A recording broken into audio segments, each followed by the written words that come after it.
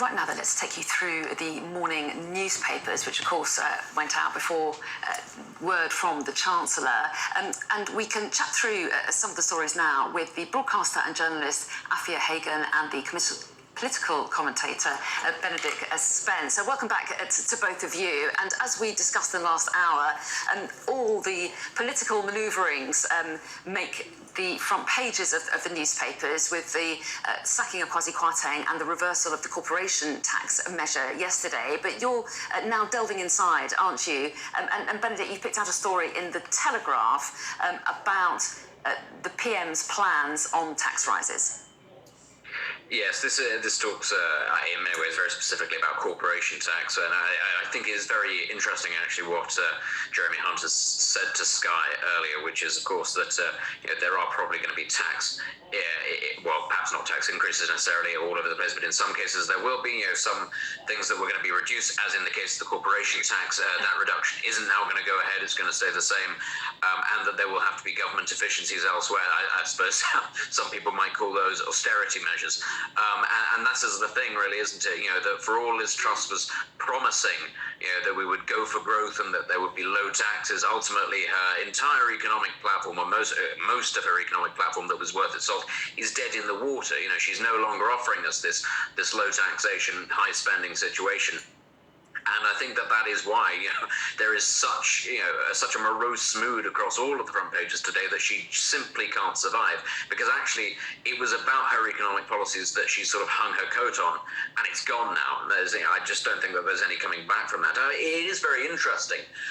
Truss said before she became Prime Minister that it was things like the rising corporation tax, which was proposed by Rishi Sunak, of course, her main rival, that these things would cripple the economy because they would they would stave off growth after a very difficult winter. It's also very interesting because, of course, that's a tax rise that Jeremy Hunt was also very firmly opposed. In fact, he wanted to reduce corporation tax even lower than it was before Rishi Sunak put it up. And now you have these two individuals saying, oh, well, things are probably going to have to change. Now it's going to be much more sort of in line with cutting government spending. And I think that really, it's such a, we use the expression U-turn, but it is such a screeching one. And that is why I think, say again, I just don't think she is long for this political world. She cannot command the control of her party if she is forced to make such a massive sweeping change to the entire ideological platform that she was elected on. Well, yes, and a lot of the front page reflect that point of view, I have to say. But we want to cover a few of the other stories as well, because we're discussing an awful lot, the politics throughout the programme. But I know that you've picked out some other issues as well. Afia, inside the Express, you've picked out a story about the rising COVID cases. Yes, so this is the Express, page 25, I believe. And this story basically tells us that COVID infections have risen by 31%, and that is the biggest jump since June. And most of Britain is suffering with steadily increasing levels of the virus. Now, most of these are seen in older people. We've seen an uptick in infections in older people and an uptick in hospitalizations as well. So it's got 1.7 million households have tested positive for COVID in the last week, September 23rd to October 3rd, compared to 1.3 million in the week before that. And as we go into the winter months, as people are indoors more, and of course viruses spread more easily, we've got also flu is around in the winter as well. And so we've kind of got this double-barreled effect that we're going to have of more flu cases and more COVID cases. And this is something that we are going to have to learn to live with as we go into these winter months. The COVID infection has not completely died out. It's thought that you have perhaps some newer variants and perhaps some older ones as well at work causing the uptick in these cases. And it is thought that these cases are going to rise as we go through the following weeks. There is a bit of a lag between the actual infections and reporting because of the time it takes to gather that data. But we could see even next week and the week after more people having infections as well. Yeah, so it's another thing that we all need to keep an eye on. In the meantime, the Daily Express has a story that you've spotted, Benedict, which, again, more kind of ominous noises coming out of Russia. It is, and I mean, the war in Ukraine has been pushed off a lot of the front pages by what's going on domestically and the cost of living crisis and such. But I think it is worth revisiting this. We often do here, don't we, talk about nuclear weapons, and this story is about Vladimir Putin, as the headline says, threatens global catastrophe if Russian and NATO troops clash.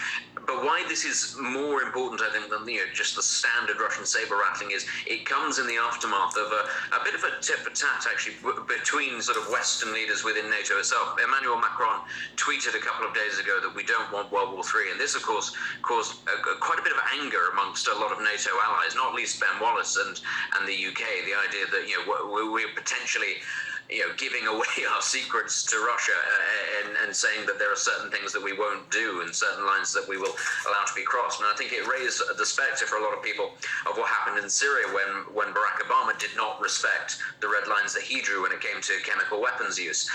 But why this is significant is Josep Borrell, who is a senior security minister within the EU, has said that if Russia were to use nuclear weapons in Ukraine, the EU would not, NATO rather, would not necessarily respond with a nuclear strike, but that it would lead to the destruction of the Russian army. And you have to sort of read between the lines there. You got two very different approaches. Emmanuel Macron, who's tried to play the peacemaker throughout, saying we don't want war, we don't want this, that, and the other, and other people within NATO, within the alliance, saying actually, don't mess about with us. We're prepared to go very hard here.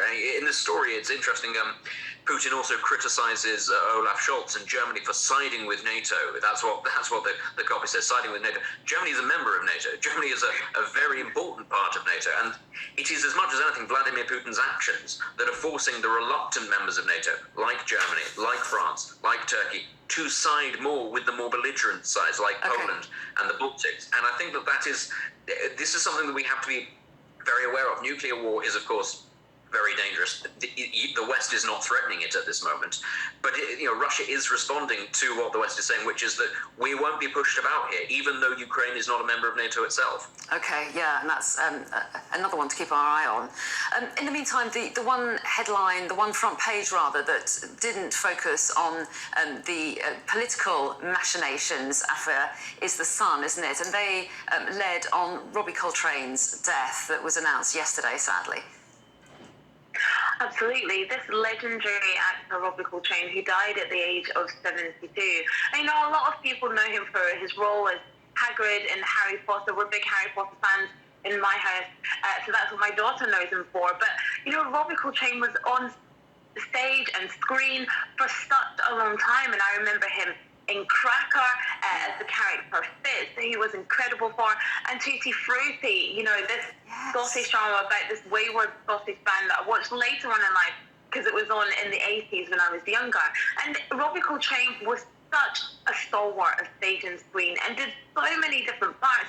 Started off in the comedy scene and was this huge, larger-than-life character.